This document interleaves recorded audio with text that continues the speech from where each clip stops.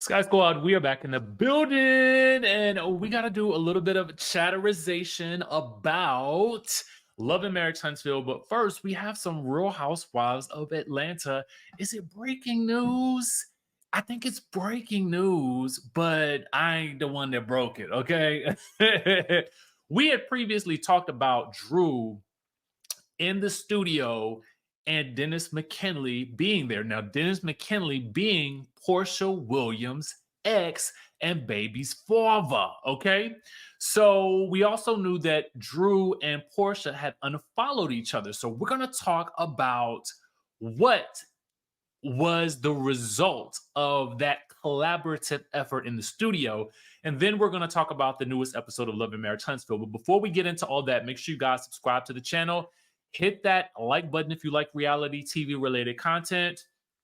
Guys, we will still be doing our members only Zoom live tomorrow night. Okay. That will be on, Monday night. So whenever you see this video, okay, it'll be Monday night at 9 p.m. as my pre-birthday celebration. Because y'all know I'm not going to be working on my birthday. And so tap into the members only section. And also, y'all, that's in the description of this video. Also, we're going to go to Thailand. Okay. I told you guys about that trip. It's all set for March 1st through the 7th. If you are interested, we are still doing our early bird pricing. You can get it for $200 off. It only requires a 25% deposit, March 1st through the 7th of 2025. Okay, let's get into the tea. So I happened to just open up my Instagram and Justin Diego, aka Binge Worthy, okay, happened to drop the tea that the new single by Drew Sidora is out, featuring, okay, what seems like none other than, well, at least not featuring, written by Dennis All-Star Kid McKinley. Okay, but the song features Big Queese. All right. Now, when I looked this up on the Apple, because I had to go and search for it, it did come up under this search under Drew Sidora. Okay. It says the song is called I Got Five on It. And it definitely is a sort of interpolation of I Got Five on It. Okay. But let me tell you about this song though. I didn't know Dennis McKinley was writing songs like this. And whoever vocally produced Drew on this record, it's giving Brandy aphrodisiac vibes. Okay. Go back to the Brandy aphrodisiac album. Okay. Much of that was done by, I think, Timbaland. I think Kanye had a song on there. But y'all know how Brandy got those like layered vocals. It's really reminiscent of that to me. But it also feels very current. It's a hit to me. Like, I feel like this is probably one of the best Housewives songs.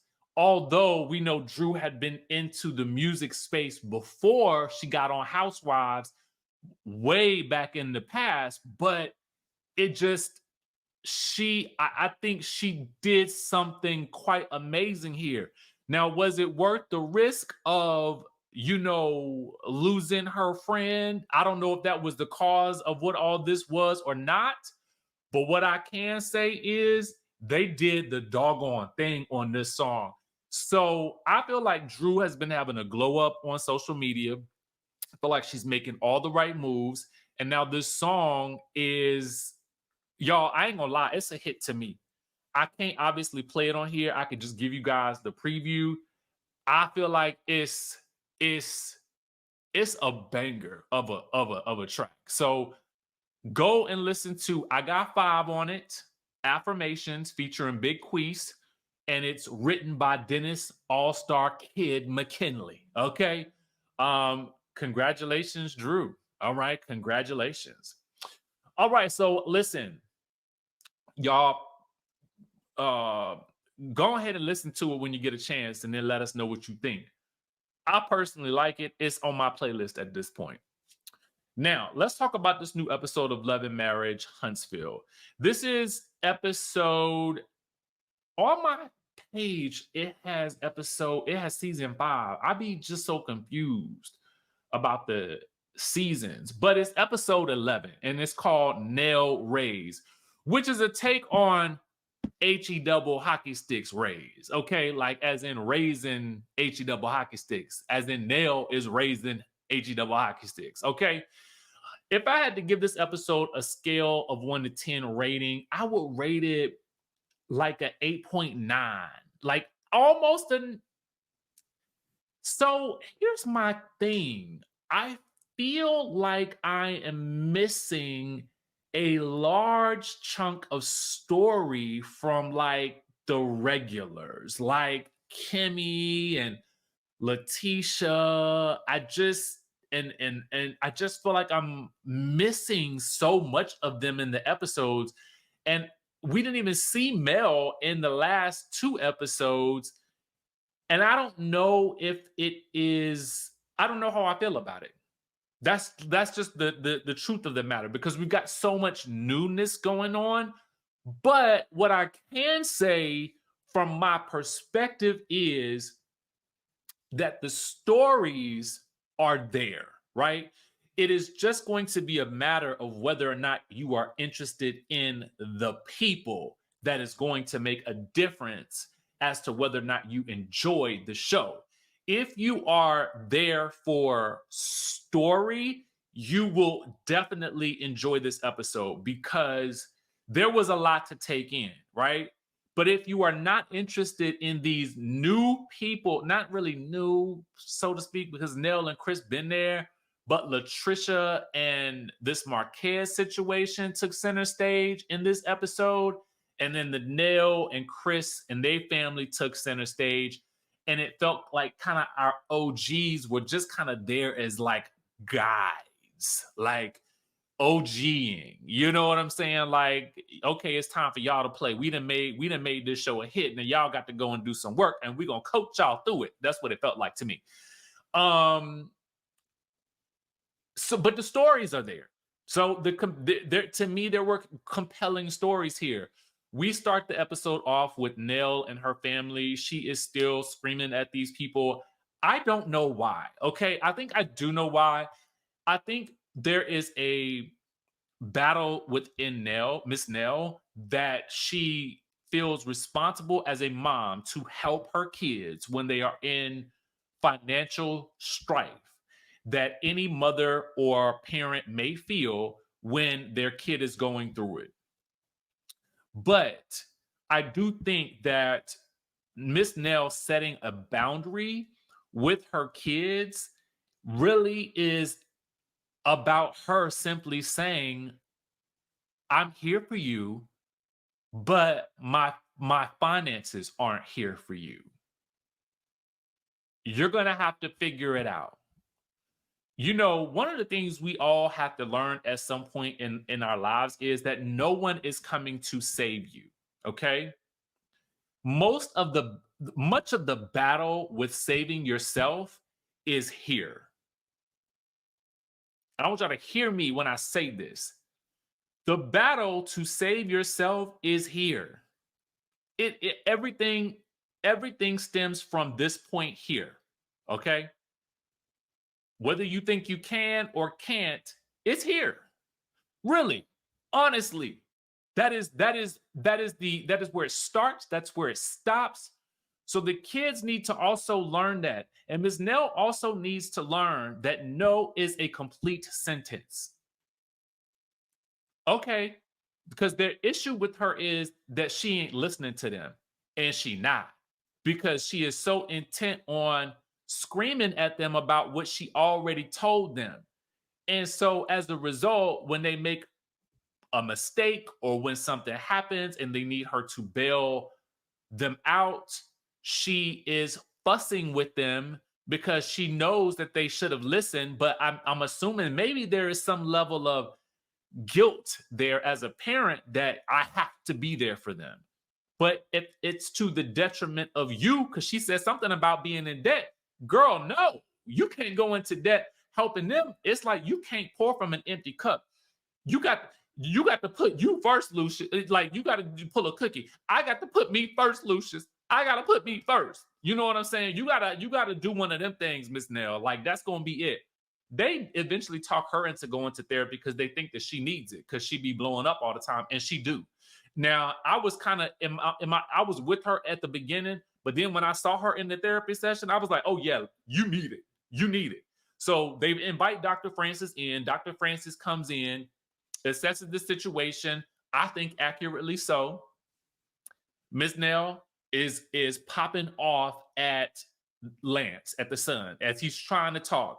He is trying to get his point across, and she is shutting him down at every point. Like you should listen. And she's repeating herself over and over and over again. I was right. You should have listened. I was right. You should have listened.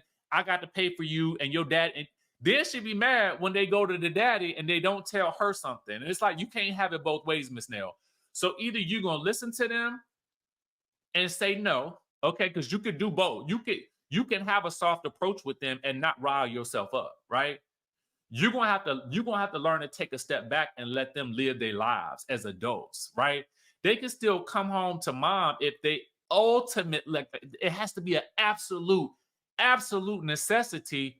But at the end of the day, Miss Nell, you gotta also take care of you. And if taking care of them is taking from you, then you need to back up, okay? And tell them to report to their father because he don't sound like he in debt. It sounds like you in debt. It sounds like he fine.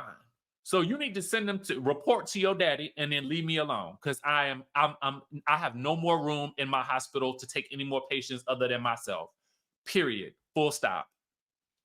So ultimately, Dr. Francis makes her go down the line and tell each of the kids something that she loves about them. And it does open her up to, it opens it because for them, they were feeling like when she goes off on them, it shuts them down emotionally.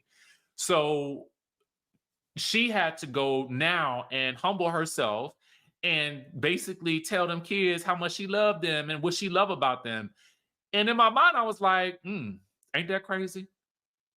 You got to pay their bills, they depleting your funds, and now you got to go and tell them something good about themselves. It was a little bit of a slap in the face, but it made for compelling television because it brought out all the emotions in Miss Nell. Before Miss Nell actually goes to therapy, she's very resistant to going. And this is where Mel, as the OG, comes in as the OG of the show, right? Has to come in and give Miss Nell a different perspective, right? Because Miss Nell opens up to her and, Melody tells her, like, a lot of times Black people, we really didn't think that, therapy was something that we needed because for so long, everybody was just like, go to church and pray about it. You know what I'm saying? And, not necessarily realizing that, yes, that is true. You can take that route, but you can also utilize other resources and other people's gifts in that space to also help you through whatever you're going through, right? So ultimately, like I said, Miss Nell they have made great use of Mel as the OG in this scene to provide some guidance for the newer cast, right? The same happens with Marsau. This is probably the best use of Marsau I have seen on this show. And that's no shade to Marsau and his value. But what I'm saying is this was a good use of him as the OG, giving some wisdom. Like he dropped bomb after bomb on this Marquez dude. I don't even know what to say about him because he just frustrated the mess out of me. And honestly, even after Marceau having poured into him in the way that he did and give it to him real and raw the way that he did, this fool, it did not sink in. It does not sink in. I hate to tell you, okay? But we'll get to that in a second. So for me, I feel like the Marquez dude is now he is Latricia's ex. What we learn is that the man, her both of her parents passed. I think her sister might have passed or something to that effect. I mean, allegedly, something like I think it was that. But and it was like it was all. It sounded like a lot. So she had to then work, manage the kids while he hung out with his friends and did his own thing. And he admits to being insensitive to the fact that she was going through and basically having to manage the household while you running around. And then you leave the family, you go to Atlanta to get away because you admit that you were never really that you weren't, not never really, but that you realize at some point you weren't in love with her. Now you are mad because you left 6 years ago, went to Atlanta, and another man came in and filled in the gaps, okay, for helping this woman with your kids. And now you upset with him. Marceau is like, you need to be thanking Ken for helping to raise your kids because you weren't there. This man is not upset, okay? This man is not upset about Latricia moving on. This man is upset because some other man has filled his shoes. He is more upset because another man has filled the gap in his fathering than he is about the fact that you left. The only person that you could be mad at is yourself. So yeah, when the little baby is calling Ken daddy, you can't be mad about it because at the end of the day, at least somebody has stepped in and filled in the gap for you. While you are in La La Land running around rampant, whatever you do, I don't know what you're doing in Atlanta. We don't know much about his life in Atlanta, so I can't really say. All I can say is what is given to me on the screen, right? And all I can say is, Marquez, my brother, you can't be upset that somebody came in and helped raise your kids. Did you want her to have to do it all alone? Was she supposed to always just handle everything while you ran off and figured out your life, and she was supposed to suffer and just try to get it all done by herself without ever having any help? It does not work like that. Like nobody is coming to save you. You need to. Marceau tried to give it to him. I'm gonna tell y'all, Marceau did. Marceau was like, you need to be thanking that man. You need to be thanking him. Because Marquez's problem is, oh, Ken was always lurking in the background, looking at her and whatnot. So you don't want it. You admitted you did not want her at that time. You don't want her now. You just don't want her to be with nobody else. Okay? That is your problem. That's your problem. You're more mad that she's moved on than you are that somebody else is loving her. You know what I'm saying? Like your pride. Oh, this was frustrating to me. So later on, he meets up with Latricia. Marquez does. After Marceau has given all of this good advice, you could tell in the scene that it did not sink in. Tell me why this mother trucker gonna roll up on her talking about, I got issues with Ken because he was trying to get with you and he was waiting in the wings this entire time. So what does it matter? You left. You don't want her. You trying to have your cake and eat it too. And you think she's supposed to be sitting around pining away after you. No, life doesn't work like that. And Latricia be too calm. I don't know. Girl, are you sedated or what? Like, I need you to check him one good time. And maybe, and no, I don't. Let me change my perspective on that, because everybody ain't like that. And and I told y'all this before, just because somebody throws you a ball does not mean that you have to catch it. And what I noticed was Latricia was not catching his balls. No pun intended. Okay. She wasn't catching not a ball that he threw. All right. And I'm kind of looking back on it. I'm kind of glad she didn't give him no energy, but I did wish that she had gave it to him one good time, because there was a couple of times I was like, girl, he basically passed you the ball and he was ready for you to dunk on him, okay? Because he just kept saying little snide comments about Ken. And it's like, bro, Ken is not your problem. You are your problem. You need to figure out how you can make your relationship with your daughter better, such that she knows that you are her father and she knows that Mr. Ken is Mr. Ken, okay? But she don't know that because you ain't been there. And Latricia's like, well, you need to have a conversation with your daughter if your daughter is telling the principal that her daddy is doing this, that, and the third, and she ain't talking about you. You can't be mad at the next man for doing what you won't do if you didn't want to do it. Like, it don't make sense to me. What you mad for? Why are you mad? I swear it reminds me of that Tyler Perry movie, Divorce in the Black.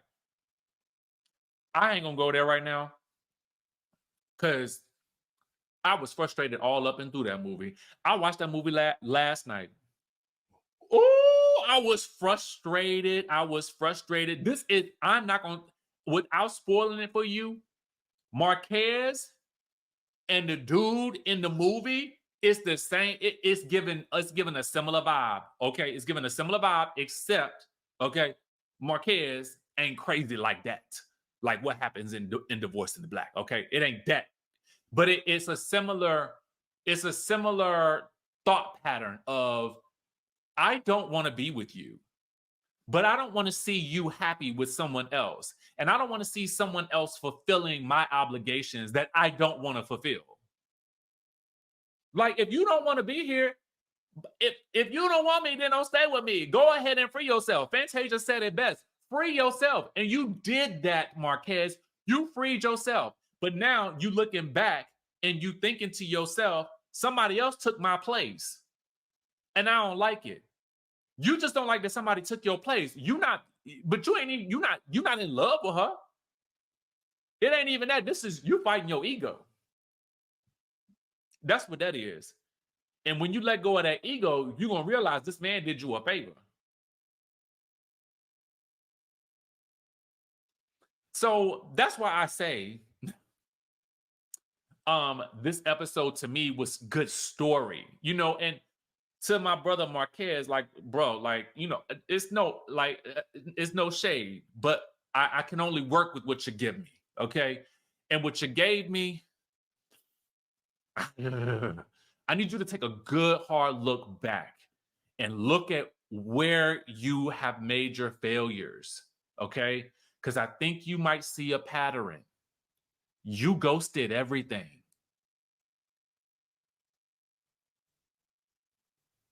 And now you're mad when somebody else fill that space. It don't make no sense when you really think about it. You want to rebuild your relationship with your kids, you got to work on that yourself. That means you got to be there. Latricia can't fix that. That's on you. All right. So that is my review for Love and Marriage Huntsville. Like I said, it was filled with story, but do you like these new characters? I don't mind them, but I do miss some of the OGs, seeing them a bit. I want to see them a bit more, right? Because I feel like they've just been on the periphery, especially Kenny. But that's just my thought. So I'm kind of giving you guys Love and Marriage Huntsville / Divorce in the Black. I don't even know what I would rate Divorce in the Black. The opening scene was wild to me. I might give that opening scene a 10, but it was veering a little on now for real. When you see it, you will know what I mean. Okay. That's all I'm gonna say. And if you are commenting, do not spoil it for the people that ain't seen it. Just encourage them to go and see it. It is worth at least watching the first 15 minutes if you do nothing else. Okay. whether you are a Tyler Perry fan or not. I am always a fan of people who look like us being able to make movies. I'm super proud of the work that he's been able to get and to give, people who look like us. But I know that some people aren't fans. So just to give you that disclaimer, don't spoil it, okay? But that's all we got for you guys for right now. Make sure you guys keep it locked to the channel. Birthdays coming up, baby. It's cancer season. We in the building. Y'all stay safe out there, okay? Y'all know I love y'all, and I will catch you in the next video.